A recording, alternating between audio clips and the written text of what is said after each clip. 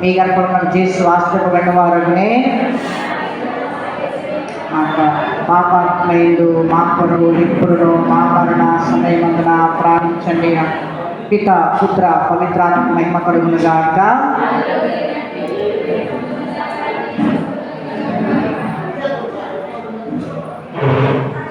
అందరు కూడా పెట్టేసి సిలువ నాకు పెట్టేసి పక్కన పెట్టేసి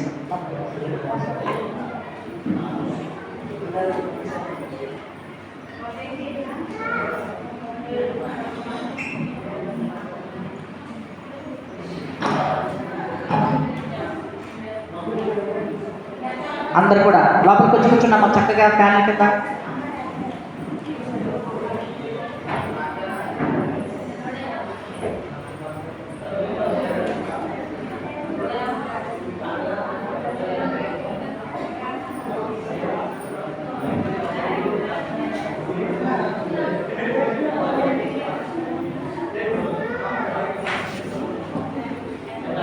అందరు కూడా లోపలికి రావాలి.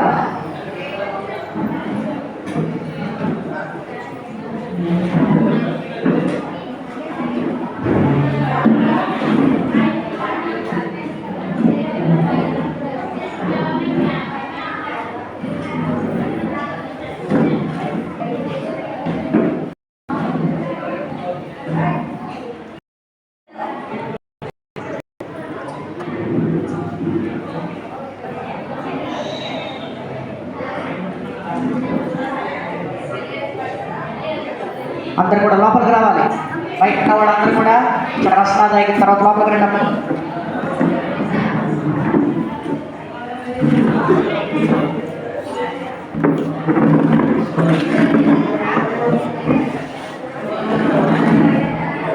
మొదటి పట్టణం చదివేవాళ్ళు మొదటి పట్టణం వీడికి తీసుకున్నాము. యెషయా గ్రంథము 53వ అధ్యాయము 13 నుంచి 52, 13 నుంచి 53, 12 వరకు. అదేవిధంగా రెండో పట్టణం తెలుసుకుంటారా? హెబ్రీలకు రాసిన లేఖ 4వ అధ్యాయము 14 నుంచి 22 వరకు. 4వ అధ్యాయము 14 నుంచి 22 వరకు.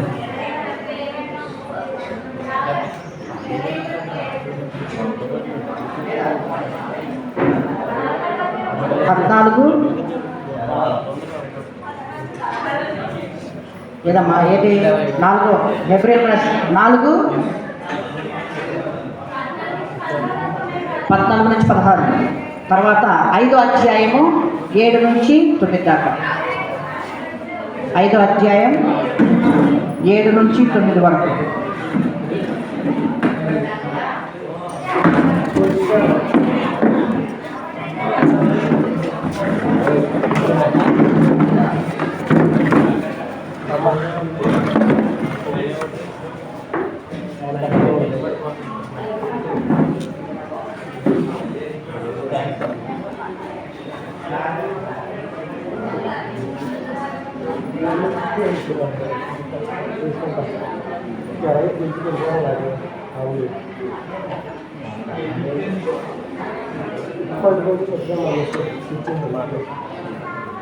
అంత లోపలికి వచ్చి కూర్చున్నారా? అంత తాగారా?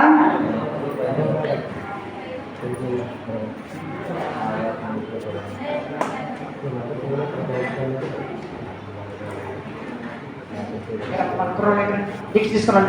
దీక్ష తీసుకున్నాడు. ఇద్దరు పిల్లలు, ఇద్దరు రెండు దీక్ష తీసుకున్నాడు. చూడవాలి మామిడిపల్లి గారు, అదేవిధంగా సాయి గారు ఉన్నారా? సాయి గారు, అగస్టిన్ గారు రండి.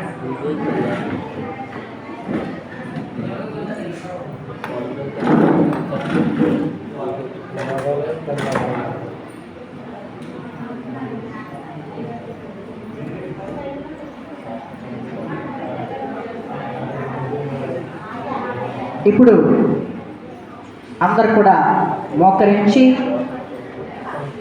అందరం కూడా మోకరిద్దాం. అందరం కూడా మోకరించిన తర్వాత గురువు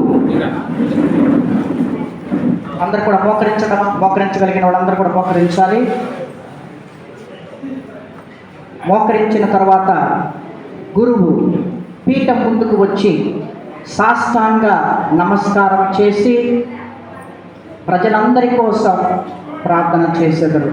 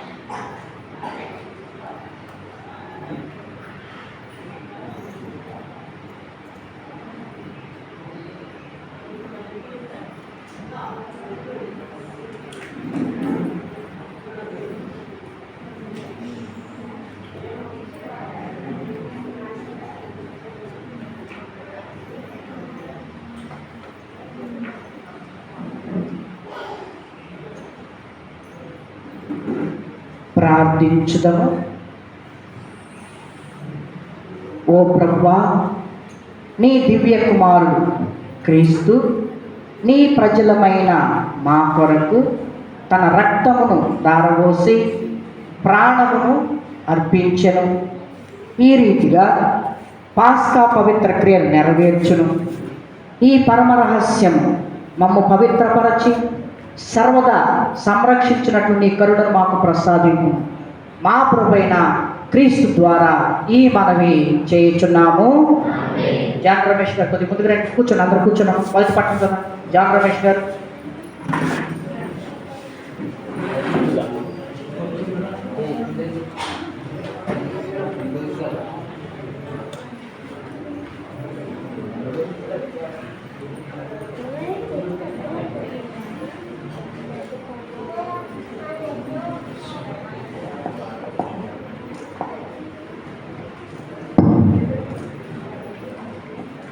మొదటి పట్టణము యెషయా గ్రంథము 52వ అధ్యాయము 13వ వచనం నుండి 53వ అధ్యాయము 12వ వచనం వరకు.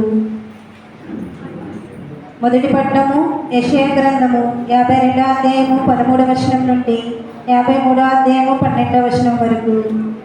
ప్రభు ఇట్లు పలుకుచున్నాడు, ఇడుగో నా సేవకుడు వివేకము పడియును, అతడు గనుడై ప్రశంసలు అందుకొనును. జనసమూహమును అతనిని చూచి విభ్రాంతి చెందెను. ఏ నరుని రూపము కంటెను చాలా వికృతమని అతనిని చూచి అనేకులు విస్మయముందురు. ఆ విధముగానే అతని ముఖమును ఆకృతియును వికారముగా నుండెను. కనుకని ఇప్పుడు బహుజాతులు అతనిని గాంచి విస్మయముందును. రాజులు అతనిని చూచి నిశ్చేష్టులగుదురు. వారు పూర్వము కనీవిని ఎరుగని సంగతులను తెలుసుకుందురు. ప్రజలకు బదులు చెప్పుదురు, మేమిప్పుడు విన్నవించు సంగతులను ఎవరు నమ్మిరి? ఇది ప్రభు వలన జరిగినని ఎవరు గ్రహించిరి? దైవచిత్తము వలన అతడు ఎండిన నేలలో వేరుపాతుకొని లేత మొక్కలే పెరిగెను. అతనికి సౌందర్యము గాని చక్కదనము గాని లేదాయను. మనలను ఆకర్షించు సొగసు ఏమియు అతనిలో కనిపింపదాయను. ప్రజలు అతనిని చిన్న చూపు చూచి తునిగ్రహించిరి. అతడు విచారగ్రస్తుడును బాధామయుడును అయినవాడు. నరులు అతని వైపు చూచుటకైనను ఇష్టపడుటలేదు. జనులు అతనిని తిరస్కరించుటచే మనం అతనిని లెక్క చేయలేదు. ఆయనను అతడు మన రోగములను భరించెను, మన దుఃఖములను వహించెను. ప్రభు అతనిని మోది శిక్షించి దుఃఖపెట్టినని మనము భావించితిమి. కానీ అతడు మన తప్పిదముల కొరకు గాయపడెను, మన పాపముల కొరకు నలిగిపోయెను. అతడు అనుభవించిన శిక్ష ద్వారా మనకు సమాధానము కలిగెను. అతడు పొందిన దెబ్బల ద్వారా మనకు స్వస్థత చేకూరెను. మనమందరము గొర్రెల వలె దారి తప్పితిమి. ప్రతివాడును తనకిష్టమైన త్రోవల్లో తొలగిపోయెను. కానీ ప్రభు మనందరి దోషములను అతని మీద మోపెను. దౌర్జన్యమునకు గురి అయినను, అతడు వినయముతో సహించెను. పల్లెత్తు మాట అనడాయను, అతడు వదకు కొనుపోబడు గొర్రెపిల్ల వలెను ఉన్ని కత్తిరింపబడు గొర్రె వలెను మౌనముగా ఉండునే గాని నోరు తెరవలేదు. అతనిని దౌర్జన్యముగాను అన్యాయముగాను కొనిపోయిరి. అతని గతిని పట్టించుకున్న వారే లేరాయను. అతనిని నరికి సజీవలోకము నుండి తొలగించిరి. మన ప్రజల పాపముల కొరకు అతనిని వధించిరి. అతడు హింసాపూరితమైన ఎదియు చేయకుండాను అతనిలో ఏ కపటము లేకుండాను అతనిని దృష్టిల ప్రక్కన పాతిపెట్టిరి.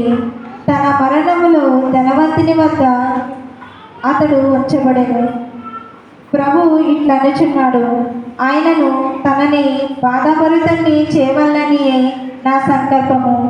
అతడు తనను తానే పాప పరిహార బలుగా చెయ్యగా అతడు దీర్ఘాయువును పడసి పుత్రులను చూచును. అతని ద్వారా నా సంకల్పము నెరవేరెను. బాధలు ముగియగా అతడు మరలా ఆనందము చెందును. నీతిమంతుడైన నా సేవకుడు పెక్కుమంది దోషములను భరించును. అతనిని చూచి నేను వారి తప్పిదములను మన్నింతును. అతడు తన ప్రాణమును అర్పించును. దుష్టుడిగా ఎంచబడెను. పెక్కుమంది దోషములను భరించి వారి పాపముల పరిహారము కొరకు విజ్ఞాపము చేసెను. కనుక నేను అతనిని గొప్పవారిని చెల్లిదును. అతడు గనులలో నొక్కడిగా గమనింపబడును. ఇది ప్రభుని వాక్కు. సర్వేశ్వరునికి వందనములు. రెండవ పఠనము వ్యాఖ్యానము. బలి అర్పించటం కన్నా విధేయతే మేలు అని దేవుడు పూర్వవేదంలోనే చెప్పాడు. క్రీస్తు తాను దైవపుత్రుడై ఉండి కూడా మానవ బలహీనతలో భాగస్థుడై బాధల మూలంగా విధేయతను అలవాటు చేసుకుని ఉన్నాడు. తండ్రి అభీష్టం ప్రకారం చివరకు తనను తానే శిలువపై బలిగా అర్పించుకున్నాడు. ఇది మన రక్షణ కార్యం. ఈ రక్షణ మనం పొందాలంటే క్రీస్తుతో దేవునికి విధేయులమై జీవించాలి.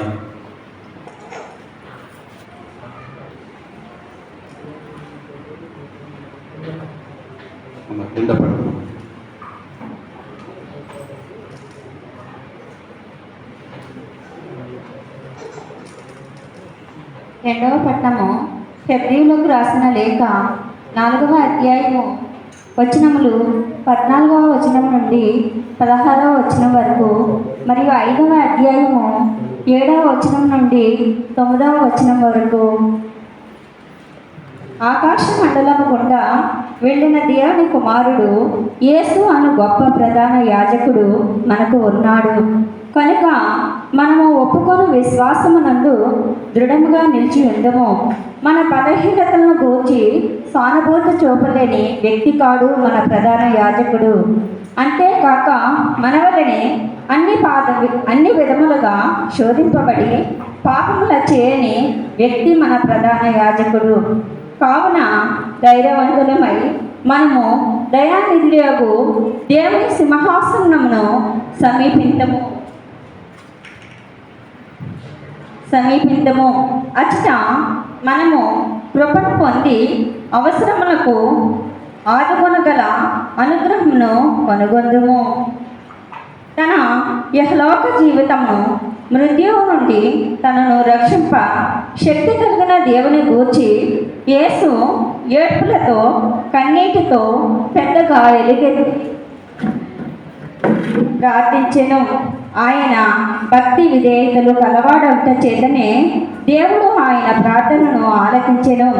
తాను దేవుని పుత్రుడై ఉండి కూడా తాను పొందిన బాధల ద్వారా విధేయుడై ఉండుటను ఆయన అభ్యసించెను. ఆయన ఇప్పుడు పరిపూర్ణుడై విధేయులకు వారి శాశ్వత రక్షణకు మూలమాయను. ఇది ప్రభువాక్కు. సర్వేశ్వరునికి వందనములు.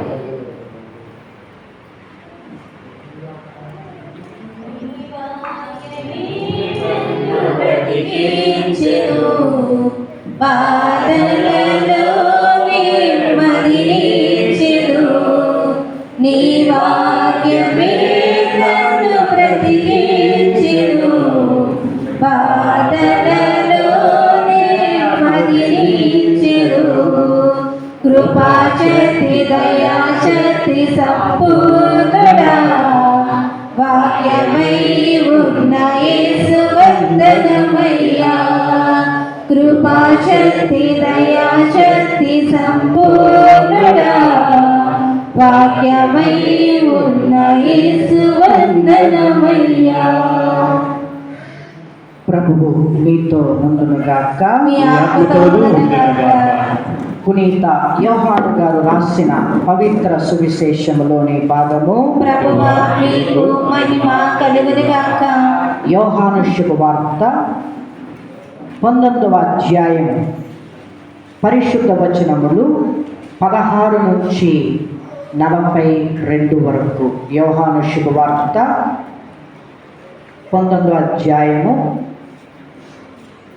16వ వచనము నుండి 42వ వచనం వరకు. వ్యాఖ్యానము. క్రీస్తుని హింస చాలా క్రూరంగా జరిగింది. అందుచేత ఆయన పాటుల చరిత్ర చదివేటప్పుడు మనకెంతో దిగులు, దుఃఖము కలుగుతుంది. ఇది సహజమే. కానీ ఆయన శ్రమల వల్ల విజయం చేకూరిందని మాత్రం మరువరాదు. క్రీస్తు అవమానకరమైన శిలువను మోసి దాని మూలంగానే సాతానును ఓడించారు. శిలువపైకి ఎత్తబడిన దానిని తన విజయ సింహాసనముగా మార్చుకున్నారు. కనుక పరలోక భూలోక వాసులంతా ఆయన వద్దకు ఆకర్షించబడి ఆయన ముందర మోకాలు వచ్చి మ్రొక్కుతున్నారు. ఈ విధంగా ఆయన సర్వ జగత్తుకు రాజు అయ్యారు. సైనికులు ఆయనకు ధరింపజేసిన ముళ్ళ కిరీటము, వస్త్రము, వారు చేసిన కపట ఆరాధన ఆయన రాజు అన్న అంశాన్ని బలపరిచాయి. శిలువపై వేలాడు క్రీస్తు అర్చకుడు. అర్పణం, బలి అర్పించింది ఆయనే. బలిలో అర్పణం ఆయనే. ఇది విమోచన కార్యం, ఆయన యాజక వృత్తి. క్రీస్తు శిలువపై నుండి తన ఆత్మను ఇచ్చివేశారు. దానిని తన స్త్రీ సభకు అర్పించారు. ఈ విధంగా తన శిలువ నుండి స్త్రీ సభ పుట్టింది. శిలువ ద్వారా జీవం పోసుకున్నది. అప్పుడు పిలాతు యేసును సిలువ వేయుటకు వారి చేతికి అప్పగించెను. కనుక వారు ఆయనను తీసుకొని పోయిరి. యేసు తన సిలువను మోసుకొని కపాలమును స్థలమునకు వెళ్ళెను. దానిని హీబ్రూ భాషలో గొల్గొతా అందురు. అక్కడ వారు యేసును సిలువ వేసిరి. ఆయన ఇరువైపులా మరి ఇద్దరిని అట్లే సిలువ వేసిరి. నజరేయుడగు యేసు యూదుల రాజు అను బిరుదమును వ్రాయించి పిలాతు ఆయన సిలువపై పెట్టించెను. యేసును సిలువ వేసిన స్థలము నగరమునకు దగ్గరగా ఉండుటచే యూదులు అనేకులు దానిని చదివిరి. అది హీబ్రూ, లతీను, గ్రీకు భాషలలో రాయబడెను. అంతటా యూదుల ప్రధాన అర్చకులు పిలాతుతో యూదుల రాజు అని రాయకుము, నేను యూదుల రాజును అని అతడు చెప్పెనని రాయము అనిరి. అందుకు పిలాతు, నేను రాసినదేమో రాసి తిని అంతే అనెను. యేసును సిలువ వేసిన పిమ్మట సైనికులు ఆయన వస్త్రములను 4 భాగములు చేసి తలాకొక భాగమును తీసుకొనిరి. వారు అంగీని సహితము తీసుకొనిరి. అది పైనుండి క్రిందకు కుట్టు లేకుండా నేయబడి ఉన్నందున దీనిని చింపవద్దు, ఇది ఎవరికి వచ్చునో అదృష్టపు చిట్లు వేసుకుందుము అని వారు ఒకరితో ఒకరు చెప్పుకొనిరి. వారు తమలో నా వస్త్రములు పంచుకొనిరి, నా అంగీ కొరకు అదృష్టపు చిట్లు వేసుకొనిరి అను లేఖనము నెరవేరునట్లు ఇది జరిగెను. ఇందువలనే సైనికులు ఇట్లు చేసిరి. యేసు సిలువ చెత్త ఆయన తల్లియు ఆమె సోదరి క్లోప భార్యకు మరియమ్మయు మగ్దల మరియమ్మయు నిలువబడి ఉండిరి. తన తల్లియు తాను ప్రేమించిన శిష్యుడును దగ్గర నిలిచి ఉండుట యేసు చూచి, యేసు తన తల్లితో, స్త్రీ, ఇదిగో నీ కుమారుడు అనెను. ఆ తరువాత శిష్యునితో, ఇదిగో నీ తల్లి అనెను. శిష్యుడు ఆ గడియ నుండి ఆమెను స్వీకరించి తన స్వంత ఇంటికి తీసుకొని పోయెను. పిదప యేసు అంతయు సమాప్తమైనదని గ్రహించి, నాకు దాహమగుచున్నది అనెను. లేఖనము ఇట్లు నెరవేరును. అక్కడ పులిసిన ద్రాక్షారసముతో నిండిన పాత్ర ఉండెను. వారు నీటి పాచిని ఆ రసములో ఉంచి దానిని హిస్సోపు పొలకు తగిలించి ఆయనకు అందించిరి. యేసు ఆ రసమును అందుకొని సమాప్తమైనది అని తల వంచి ప్రాణము విడిచెను. అది పస్కా పండుగకు సిద్ధపడు దినము. అందుచే యూదులు పిలాతును, రేపటి విశ్రాంతి దినము గొప్ప దినము, ఆనాడు దేహములు శిలువ మీద ఉండరాదు, కాళ్ళు విరగగొట్టి వారిని దింపివేయుటకు అనుమతిండు అని అడిగిరి. కావున సైనికులు వెళ్ళి యేసుతో పాటు శిలువ వేడిన మొదటి వాని కాళ్ళను మరి ఒకని కాళ్ళను విరగగొట్టిరి. కానీ వారు యేసు వద్దకు వచ్చినప్పుడు ఆయన అప్పటికే మరణించి ఉండుట చూచి ఆయన కాళ్ళు విరగగొట్టలేదు. అయితే సైనికులలో ఒకడు ఆయన ప్రక్కను బళ్ళెముతో పొడిచెను. వెంటనే రక్తము, నీరు స్రవించెను. అది చూచిన వాడు దీనిని గురించి చెప్పుచున్నాడు. అతడు చెప్పినది వాస్తవము, మీరును విశ్వసించుటకు అతడు సత్యము చెప్పుచున్నాడని అతడు ఎరుగును. ఆయన ఎముకలలో ఒకటైనను విరగగొట్టబడదు అను లేఖనము ఇట్లు నెరవేరెను. వారు తాము పొడిచిన వాని వంక వీక్షింతురు అను మరి ఒక లేఖనము ఇట్లు నెరవేరెను. పిమ్మట అరిమత్తయి యోసేపు పిలాతు వద్దకు వెళ్ళి యేసు భౌతిక దేహమును ఇయ్యగోరెను. యూదుల భయం వలన ఈ యోసేపు బహిరంగంగా కాక రహస్యంగా యేసు శిష్యుడై ఉండెను.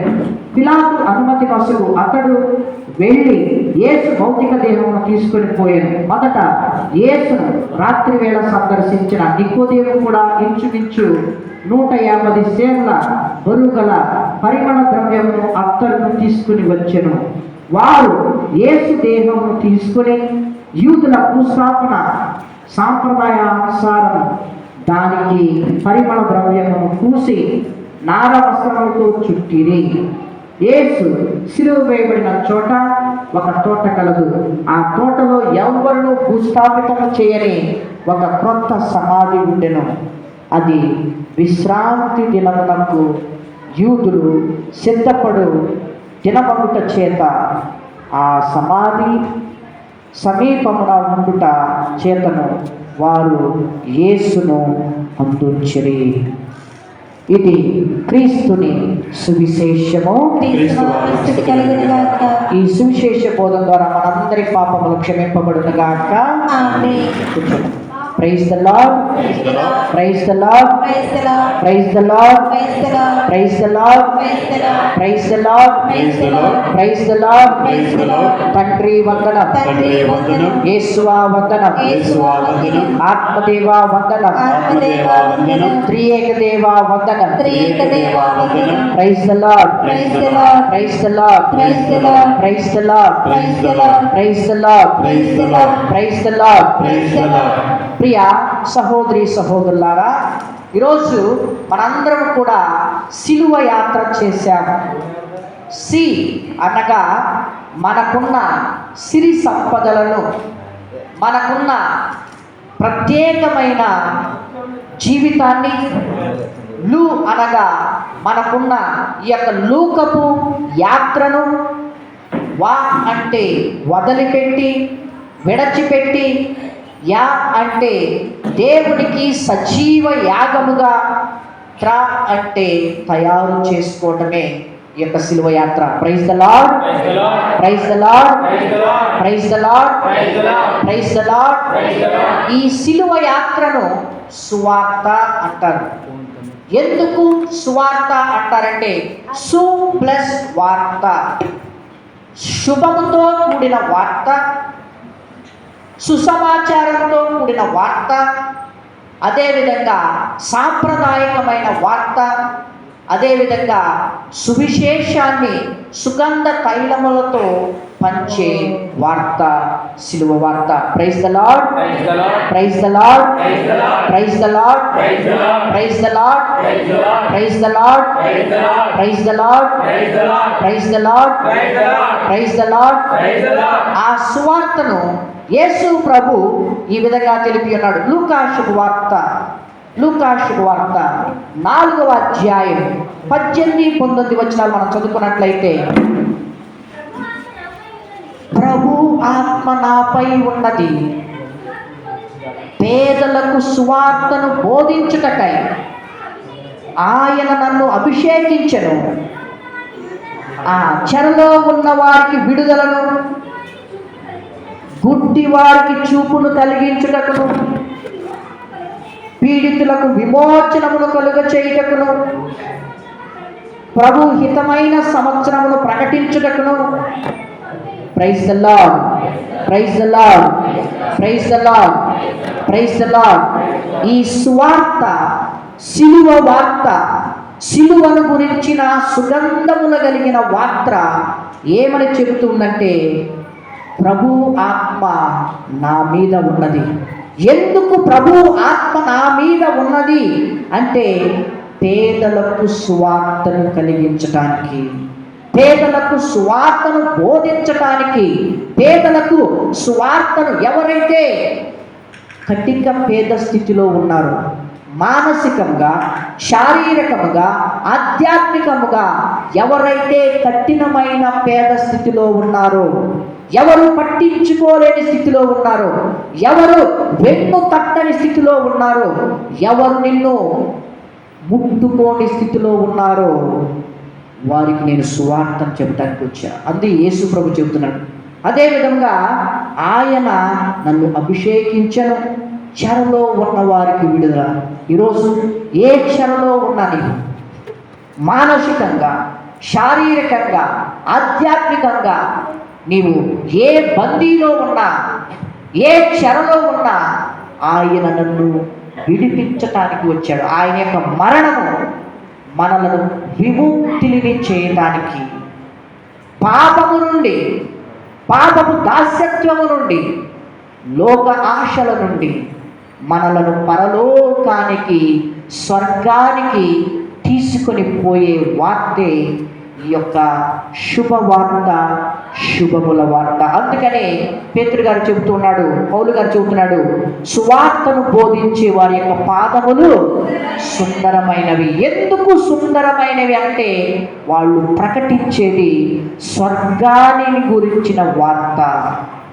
వారు ప్రకటించేది స్వర్గములో ఏ విధంగా మనం జీవించాలో, అది లోకములో మనం ఆయనను అంటి పెట్టుకొని ఉండాలనే వార్తను యేసు ప్రభు తన యొక్క శిష్యులకు బోధించమని చెప్పి ఉన్నాడు. ప్రియ సహోదరి సహోదరులారా, praise the lord, praise the lord, praise the lord, praise the lord, praise the lord, praise the lord.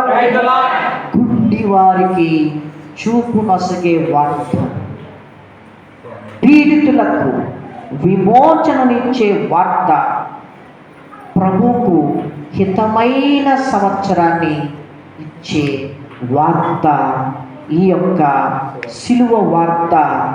అదే గుడ్ ఫ్రైడే, శుభ శుక్రవారపు వార్త. ప్రియ సహోదరి సహోదరులారా, అసలు ఎందుకు యేసు ప్రభువుని మనము అంత ఎక్కువగా ఆరాధిస్తూ ఉన్నాం, అంత ఎక్కువగా మనము ఆయన మీద మక్కు చూపుతూ ఉన్నాం అంటే, ఆయన నిర్దోషి.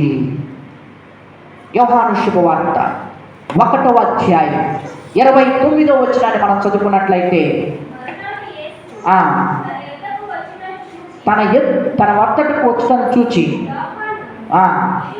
ఇదిగో లోకము యొక్క పాపములను పరిహరించు దేవుని గొర్రెపిల్ల. Praise the lord, praise the lord, praise the lord. మనము యేసు ప్రభు గురించి ఛాయాచిత్రాలుగా నిర్గమకాండము, లేవియ కాండము, సంఖ్యాకాండము, ద్వితీయోపదేశ కాండము, యెహోషువ గ్రంథము, ఈ గ్రంథాలు మొత్తం కూడా మనం చదువుకున్నట్లయితే అక్కడ దేవునికి బలి అర్పించడానికి, దేవునికి బలిని సమర్పించడానికి ఒక ప్రత్యేకమైన గొర్రెపిల్లను సమర్పించేవారు. ఈ ప్రత్యేకమైన గొర్రెపిల్ల ఏడాది గొర్రెపిల్ల అయి ఉండాలి. అది లోపము కానీ పాపము కానీ చేసి ఉండకూడదు. మూడవదిగా అది నిర్దోషమైనదిగా ఉండాలి. అదేవిధంగా